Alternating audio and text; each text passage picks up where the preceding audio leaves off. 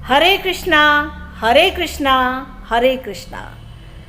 भगवत गीता के ऊपर हमारी चर्चा चल रही है और इस चर्चा में हम समझने का प्रयास कर रहे हैं कि जीवन के जो विभिन्न रस हैं, उनका स्वाद है वह क्या है।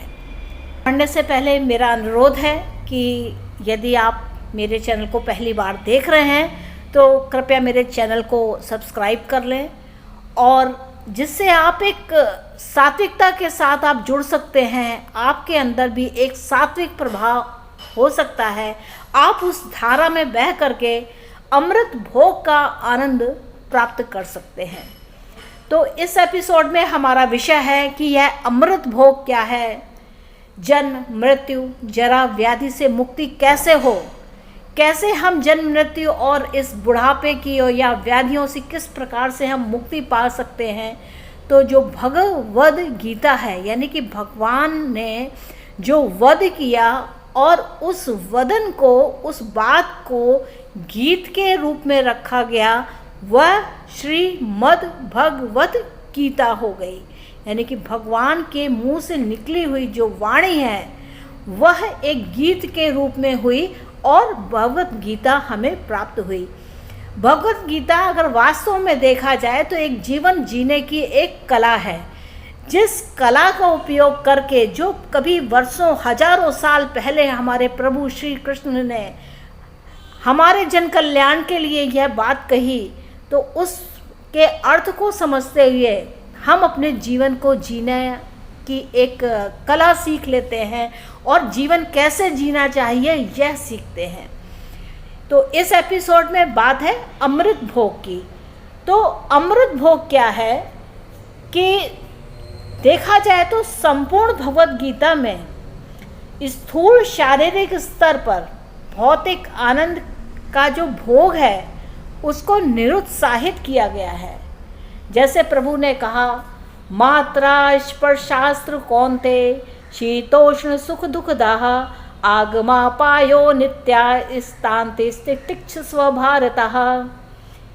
प्रभु कहते हैं, हे कुंती पुत्र, गर्मी तथा सर्दी एवं सुख तथा दुख का अस्थायी रूप से प्रकट होना और कालक्रम में उनका अदृश्य होना शीत तथा ग्रीष्म ऋतुओं के आने जाने के समान है।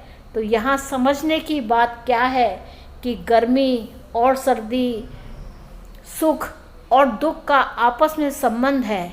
जिस प्रकार गर्मी हर समय नहीं रहती, जिस प्रकार सर्दी हर समय नहीं रहती, उसी प्रकार जीवन में सुख और दुख सदा नहीं रहते हैं। लेकिन अगर हम अपनी इंद्रियों को वश में करते हैं, उनको अपने में रखते हैं, तो हम उस अमृत भोग को प्राप्त कर सकते हैं और जन्म मृत्यु जरा व्याधि से मुक्ति प्राप्त कर सकते हैं।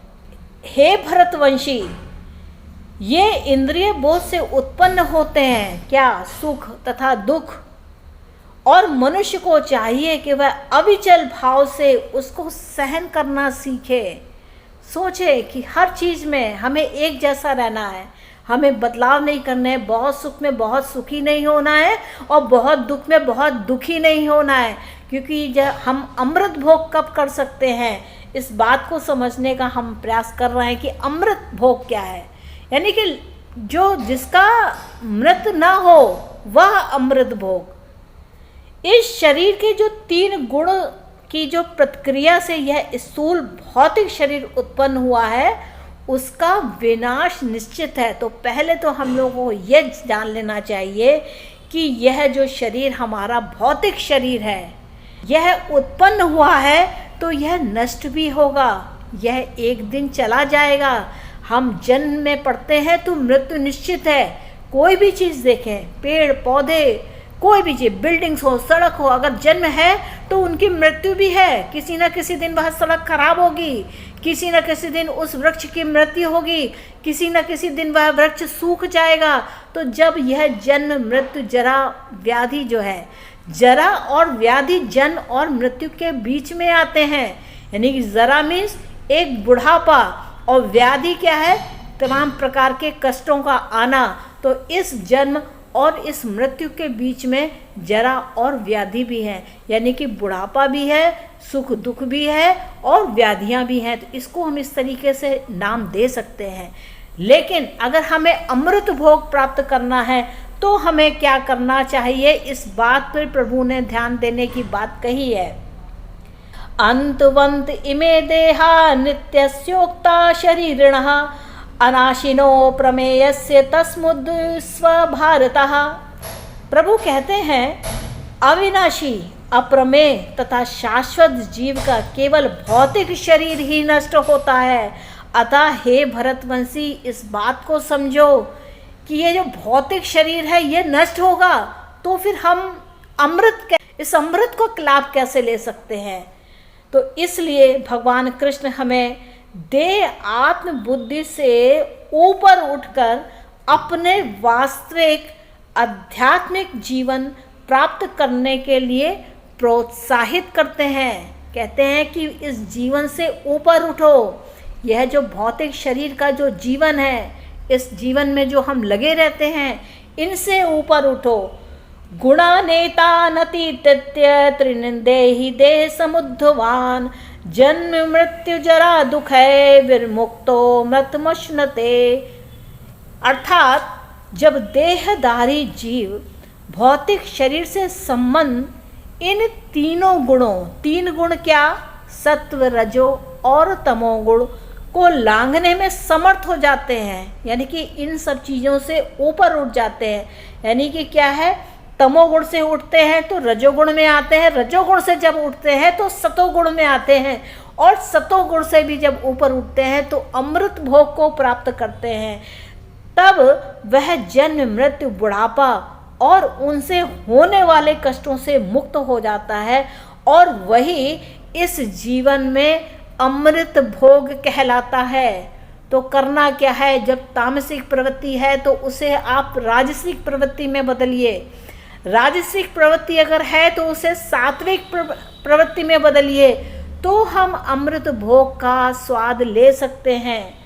अर्थात प्रभु कहते हैं भगवद, यानी कि प्रभु वदन करते हैं, कहते हैं हमें अपने आप को तीनों गुणों से ऊपर शुद्ध ब्रह्मभूत आध्यात्मिक स्तर में स्थित रहने के लिए कृष्ण भावनामृत की विधि को स्वीकार करना चाहिए। श्री चैतन्य प्रभु का एक उपहार है। उन्होंने एक बहुत ही सुंदर महामंत्र दिया है, हरे कृष्ण कृष्ण कृष्ण हरे हरे, हरे राम राम राम हरे हरे। यह जो मंत्र है, यह इच्छा शक्ति के साथ जितना ही भी किया जाता है तो वह आपको लाभ ही देता है। देखिए, कुंडली का जो 5वां भाव होता है वह आपकी इच्छा शक्ति होती है, और जो 5वां भाव है वह एकादश भाव को दिखाता है, यानी कि एकादश यानी कि लाभ का भाव। तो जब हम किसी मंत्र की बार बार मंत्रोच्चार करके उसको सिद्धि करते हैं, मंत्र सिद्धि करते हैं, तो हमें लाभ प्राप्त होता है। यानी कि उसके समक्ष 7वें भाव में जो एकादश राशि है वह हमें लाभ देती है। यानी कि मंत्र जो भी किया जाता है उस मंत्र का लाभ निश्चित है। तो यहाँ पर जो मैं एस्ट्रोलॉजी पढ़ती हूँ और मेरा इस स्पिरिचुअलिटी में भी मेरा बहुत इंटरेस्ट है, तो इन दोनों को कंबाइन करने के लिए मेरा यह जो कृष्ण राशिफल चैनल है, कृष्णा राशिफल चैनल, तो इसमें मैंने इसी चीज़ का समावेश करना चाहती हूँ कि कैसे हम भक्ति, किसी भी प्रकार से भक्ति करके हम लाभ को प्राप्त कर सकते हैं। तो ये एक बहुत बड़ा मूल मंत्र है, इसे समझें। हरे कृष्ण कृष्ण कृष्ण हरे हरे, हरे राम राम राम हरे हरे। इस कीर्तन का अगर हम लगातार करते रहते हैं तो यह जो भक्ति योग है यह मंत्र योग में परिवर्तित हो जाता है, और जो सर्वश्रेष्ठ योगी होते हैं वह इसी विधि का उपयोग करते हैं।